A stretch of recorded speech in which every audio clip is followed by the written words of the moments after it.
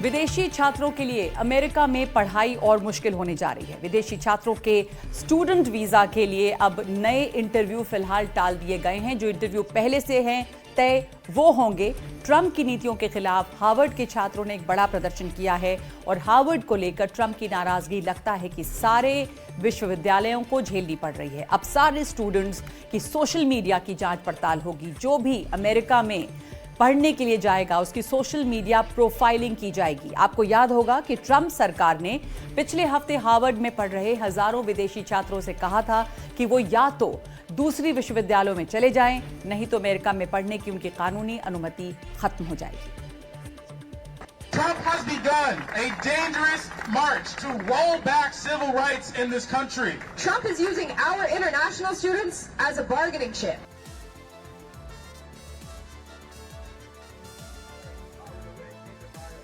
Harvard university के छात्र फिर सड़कों पर हैं। ये यूनिवर्सिटी पर ट्रंप के हमलों का विरोध कर रहे थे, लेकिन विरोध के ये सुर तकरीबन हर उस विश्वविद्यालय से उठ रहे हैं जहां विदेशों से छात्र पढ़ने के लिए आते हैं। अमेरिका सरकार ने विदेशी छात्रों के नए वीजा इंटरव्यू पर रोक लगा दी है। दुनिया भर में फैले अमेरिकी दूतावासों को आदेश जारी करके कहा गया है कि वो अमेरिकी विश्वविद्यालयों में पढ़ने के ख्वाहिशमंद छात्रों के इंटरव्यू के लिए नया कार्यक्रम तैयार न करें। पहले से तय इंटरव्यू हो सकते हैं। दरअसल अमेरिका की सरकार इन छात्रों के सोशल मीडिया प्रोफाइल की जांच को और सख्त करने वाली है, ताकि उनकी गतिविधियों का हर ब्यौरा उसके पास हो। अमेरिकी सरकार का मकसद विश्वविद्यालयों में यहूदी विरोधी और वामपंथी विचारधारा को रोकना है। ट्रंप के इस फैसले का असर भारतीय छात्रों पर भी पड़ेगा, क्योंकि अमेरिका में पढ़ने वाले विदेशी छात्रों में भारतीय छात्रों की संख्या सबसे ज्यादा है। जो ताजा आंकड़े हैं उनके मुताबिक अमेरिका में कुल 11.26 लाख विदेशी छात्र हैं, जिनमें 3,31,000 भारत के हैं। चीन के 2,77,000 छात्र अमेरिका में पढ़ते हैं। दक्षिण कोरिया के 43,000 से ज्यादा और कनाडा के 28,000 छात्र अमेरिका में पढ़ रहे हैं। पिछले साल 13,30,000 भारतीय छात्र पढ़ने के लिए विदेश गए थे। इनमें सबसे ज्यादा छात्र कनाडा गए। इसके बाद छात्रों की पसंद अमेरिका, यूनाइटेड किंगडम, जर्मनी और ऑस्ट्रेलिया रहे। अमेरिका जाने वाले भारतीय छात्रों की संख्या साल दर साल बढ़ती जा रही थी। 2019-20 में 1,93,124, 2020 से 21 में 1,67,582, 2021-22 में 1,99,182, 2022 से 23 में 2,68,923 और 2023-24 में 3,31,602 भारतीय छात्र पढ़ने के लिए अमेरिका गए थे। लेकिन अमेरिका में जो नया माहौल बन रहा है उसे लेकर भारत के छात्रों के सामने चिंताएं बढ़ रही हैं कि पढ़ने के लिए कहां जाएं। अमेरिका आज जो अमेरिका है उसमें बाहर से आए लोगों का बहुत बड़ा योगदान है। इनमें से बहुत से वहीं पर पढ़े और वहीं पर नासा से लेकर विश्वविद्यालयों तक में काम किया, अमेरिका को आगे बढ़ाया। सिलिकॉन वैली इसकी मिसाल है। लेकिन सिर्फ पैसे के नजरिए से अमेरिका को समृद्ध बनाने का सपना देख रहे ट्रंप क्या बाहरी प्रतिभाओं के बगैर सचमुच अमेरिका को वहां ले जा सकेंगे, जिसका वादा उन्होंने चुनाव जीतने से पहले किया था। Trump has begun a dangerous march to roll back. और हमारे साथ इस वक्त जुड़ गए हैं विरल दोषी, जो शिक्षा सलाहकार हैं, एजुकेशनल कंसल्टेंट हैं। बहुत शुक्रिया आपका हमारे साथ जुड़ने के लिए। अमेरिका में जो ऐलान किया गया है कि अब स्टूडेंट्स की वेटिंग होगी, यानी कि सोशल मीडिया पर उनकी जो प्रोफाइलिंग है वो होगी, तभी उन्हें एडमिशन्स मिलेंगे और इसका असर दुनिया भर के छात्रों पर पड़ रहा है। भारत के छात्रों पर इसका क्या असर होगा? अब देखिए, इंडियन स्टूडेंट जो भी अमेरिका गए हैं लास्ट 30 साल से हमने देखा है, वो लोग पॉलिटिकल एक्टिविज्म में घुसते ही नहीं है। We are quite neutral that way. तो ये जो सोशल मीडिया वेटिंग जो आया है, it is they want to look at political activism. Are the students politically active? और if you not political active नहीं है तो कुछ चिंता की जरूरत ही नहीं है। एंड इतने साल से हमने देखा है इंडियन स्टूडेंट्स कभी भी पॉलिटिक्स में एंटर नहीं करते हैं। सो उसको कुछ इम्पैक्ट होने वाला नहीं है मेरे हिसाब से। वो चिंता करने की जरूरत ही नहीं है। जी, लेकिन चिंता की जरूरत नहीं है, लेकिन इससे क्या यूएस की साख पर, उसकी रेप्यूटेशन पर कोई असर पड़ेगा? तो मेरी यही विनती है कि आप जब अमेरिका जाते हैं, जैसे आप किसी के घर पे जाते हैं रहने के लिए, वो होस्ट है, हम गेस्ट है, तो उसके कुछ रूल्स एंड रेगुलेशन होते हैं। आप उसके रूल्स एंड रेगुलेशन फॉलो करेंगे, आपको भी खुशी होगी, उसको भी खुशी होगी। तो वो जो अमेरिका कर रहे हैं, थोड़ा रूल्स रेगुलेशन चेंज कर रहे हैं, और उसको आप अबाइड करेंगे उसके साथ, देयर इज नो रीजन आपको चिंता करने की कुछ जरूरत है। America still remains a great country, and जो एजुकेशन देते हैं, nowhere else in the world आपको इतना एजुकेशन मिलने वाला है। सो चिंता करने की कुछ जरूरत नहीं है, जस्ट कंप्लाई जो रूल्स। वो लोग क्या बोलते हैं, आप पॉलिटिकल एक्टिविज्म से दूर रहो। ये आप इतना जो कर सकते हैं ना, you are very safe. America आप जाइए, आप उसके एजुकेशन के लिए जाइए, रिसर्च के लिए जाइए, बट पॉलिटिकल एक्टिविज्म करने के लिए मत जाइए। वही हमारी विनती है। तो जी विरल जी, जैसा आप कह रहे हैं कि पॉलिटिकल एक्टिविज्म ना करें, लेकिन माँ बाप जो यहाँ पर अभिभावक है वो बहुत ज्यादा चिंतित हैं, आप उनसे क्या कहेंगे? आई थिंक एक तो जो लोग इस साल के लिए अभी जा रहे हैं, कोई चिंता की जरूरत नहीं है। ये गवर्नमेंट की यूएस गवर्नमेंट एडमिनिस्ट्रेशन की पॉलिसी आने वाली है सोशल मीडिया के लिए। जब वो आएगी, आई थिंक 1-2 हफ्ते के अंदर आ जानी चाहिए। तो वीजा सबके लिए वापस इंटरव्यू कॉल आने ही वाले हैं, तो कुछ चिंता की जरूरत नहीं है। जो लोग भी नेक्स्ट ईयर जाने वाले हैं, उसकी भी चिंता की जरूरत नहीं है, क्योंकि एक बार पॉलिसी एक बार सेट हो जाएगी, आपको मालूम पड़ेगा आपको क्या क्या करना चाहिए, क्या नहीं करना चाहिए। वो लोग एक ही बोलते हैं कि आप पॉलिटिकल एक्टिविज्म से दूर रहो। वो लोग को चेक करना है आप सोशल मीडिया में, आपने पॉलिटिकल एक्टिविज्म में आप उसके अंदर गए हैं कि नहीं। फिर आप अंदर नहीं गए हैं, you are very very safe. So I think चिंता करने की जरूरत नहीं है।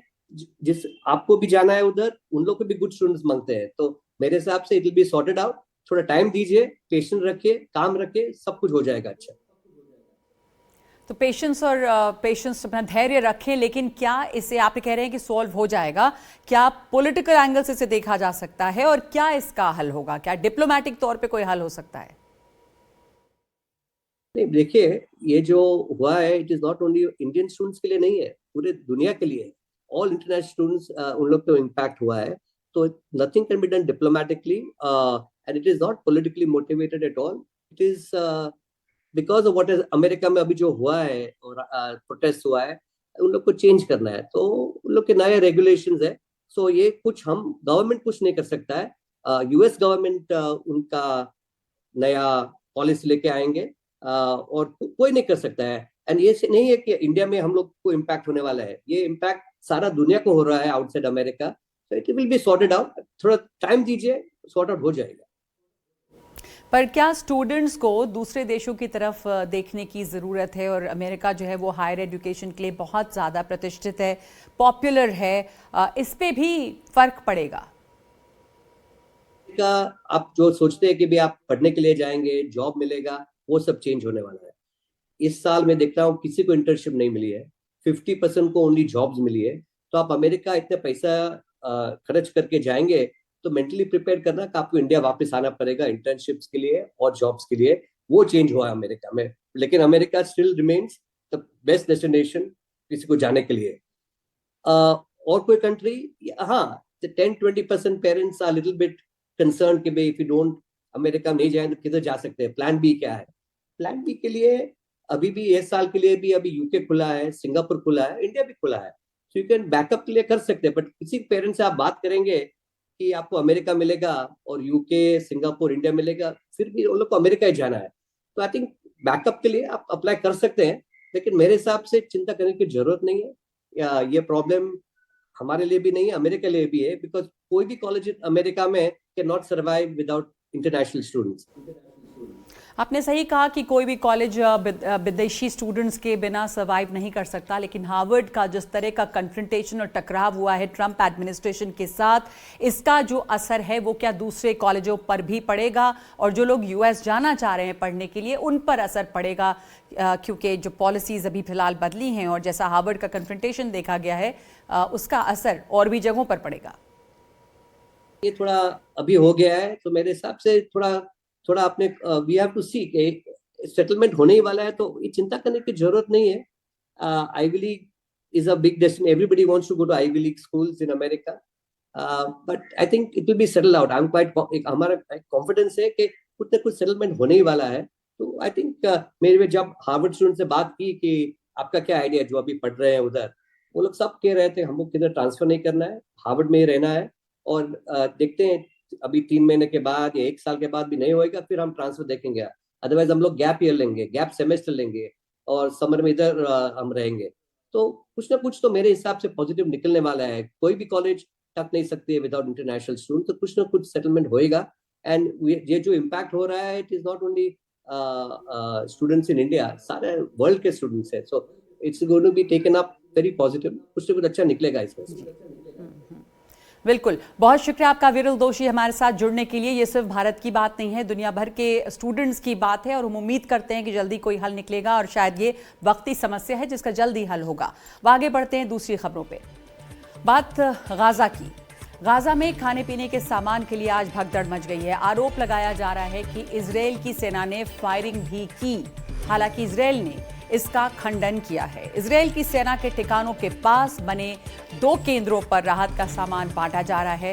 फिलहाल गाजा में 4 केंद्र खोले गए हैं जिनमें से 2 में राहत बंटने लगी है और ये दोनों ही रफा के इलाके में हैं. राहत का सामान लेकर ट्रक गाजा पहुंच रहे हैं लेकिन उनकी संख्या पहले की तुलना में काफी कम है. इस बीच अमेरिकी विदेश विभाग की प्रवक्ता ने आरोप लगाया है कि हमास वाले मदद बांटने के केंद्रों तक सामान पहुंचाने वाले ट्रकों को रोक रहे हैं.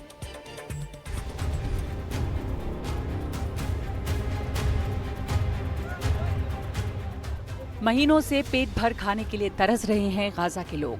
राहत बांटने वाले केंद्र पर सारे के सारे टूट पड़े.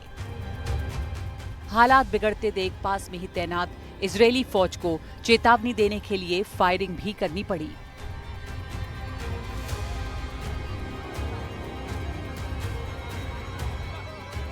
बाद में कम से कम 3 लोगों को जख्मी हालत में मौके से ले जाते देखा गया, जिनमें से एक के पैर से खून बह रहा था. ये मारामारी खाने के लिए है. लेकिन फिलिस्तीन के लिए संयुक्त राष्ट्र के मानवाधिकार कार्यालय के प्रमुख का कहना है कि कम से कम 47 लोग इसमें जख्मी हुए हैं. I mean, the information that we have is that about 47 people have been injured. It is through gunshots. इतनी मारामारी में बहुत सारे लोगों को तो खाली हाथ ही लौटना पड़ा, लेकिन जिन लोगों को सामान मिल गया वो खुश नजर आए. इन बक्सों में चीनी, आटा, पास्ता जैसे जरूरी सामान थे. احنا اشتهينا السكر اشتهينا السيرج هاي جابوا لنا سكر جابوا لنا سيرج. रफा में इतनी अफरा तफरी के बाद भी मदद बांटने के और केंद्र खोलने की बात इजरायल के राष्ट्रपति नेतन्याहू कर रहे हैं. We tried the first one. We're going to put many today. दरअसल इजरायल ने संयुक्त राष्ट्र और दूसरे संगठनों की अनदेखी करके अमेरिका की मदद वाले निजी संगठन को गाजा में मदद बांटने का जिम्मा सौंपा है. अमेरिका का कहना है कि इसे लेकर सवाल उठाना सही नहीं है क्योंकि पहली प्राथमिकता जरूरतमंदों तक मदद पहुंचाने की है, भले ही कोई भी पहुंचाए. लेकिन ज्यादातर देशों और संगठनों का कहना है कि इजरायल अब खाने पीने के सामान को भी हथियार की तरह इस्तेमाल कर रहा है.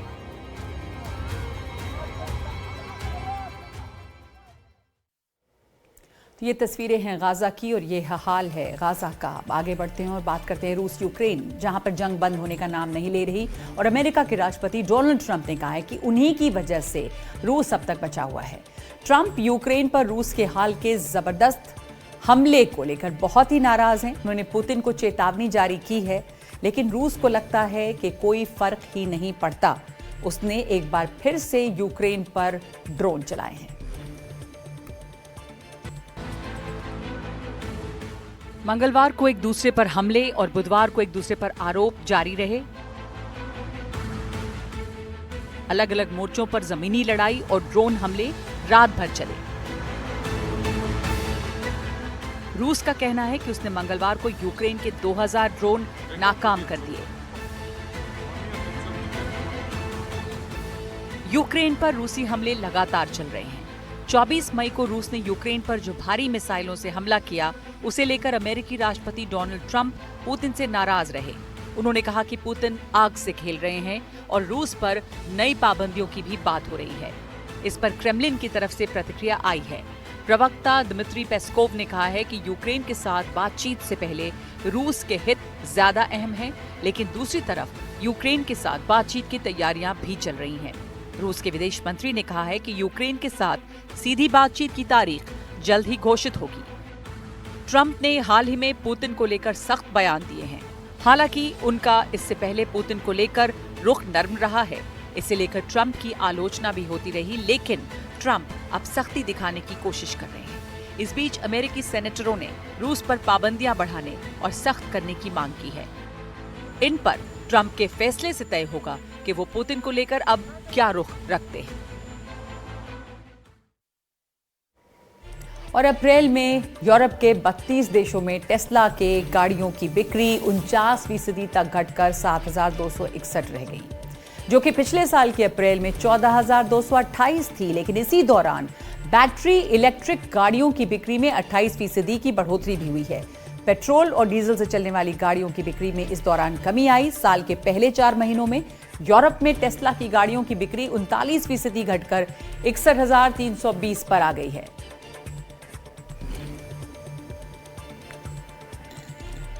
और आइए अब देखते हैं वीडियो ऑफ द डे।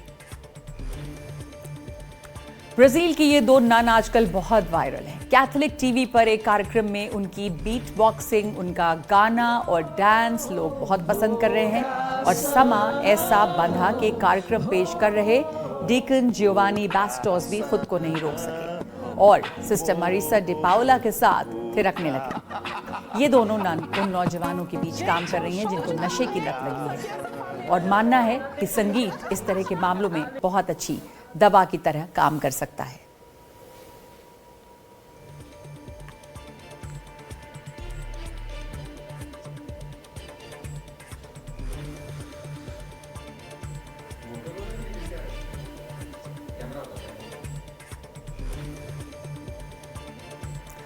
और एनडीटीवी दुनिया में आज के लिए इतना ही। नमस्कार।